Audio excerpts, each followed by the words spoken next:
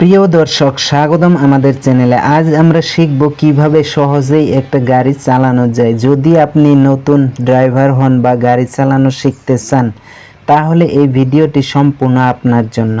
প্রথমে আমরা গাড়ির বিভিন্ন অংশ সম্পর্কে জানব, যেমন steering, gear, brake, accelerator, engine চালু করার পদ্ধতি এবং গিয়ার পরিবর্তনের নিয়মাবলী নিয়ে আলোচনা করব। স্টিয়ারিং কিভাবে ঘোরাতে হয় এবং কিভাবে ধরতে হয়, ব্রেক কিভাবে ব্যবহার করতে হয় তা দেখাবো, রিভার্স গিয়ার ব্যবহার এবং সঠিকভাবে পার্কিং করার কৌশলও শিখব। ট্রাফিক সাইন, নিয়মাবলী এবং নিরাপদ ড্রাইভিং এর জন্য গুরুত্বপূর্ণ কিছু টিপস নিয়ে আলোচনা করব।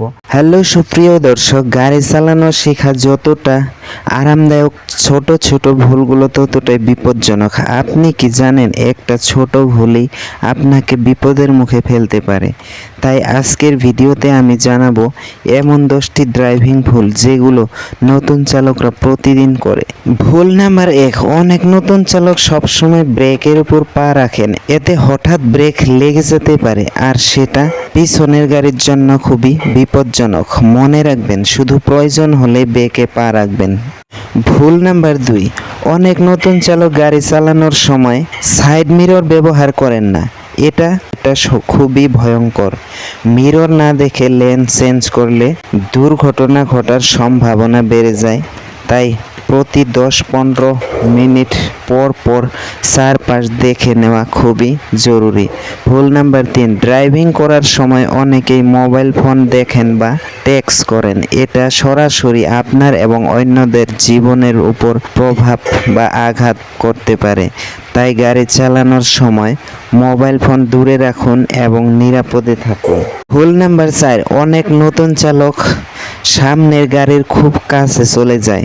এটা খুবই বিপজ্জনক। সবসময় একটা সামনে গাড়ির সাথে নিরাপদ দূরত্ব বজায় রাখুন, যেন হঠাৎ ব্রেক করলে সময় পান রেসপন্স করতে। ভুল নাম্বার 5, হেডলাইটের সঠিক ব্যবহার না করা একটি মারাত্মক ভুল। দিনের বেলা হেডলাইট অন করে রাখা যেমন ভুল, রাতে হাই বিম ব্যবহার করাও ভয়ঙ্কর ভুল।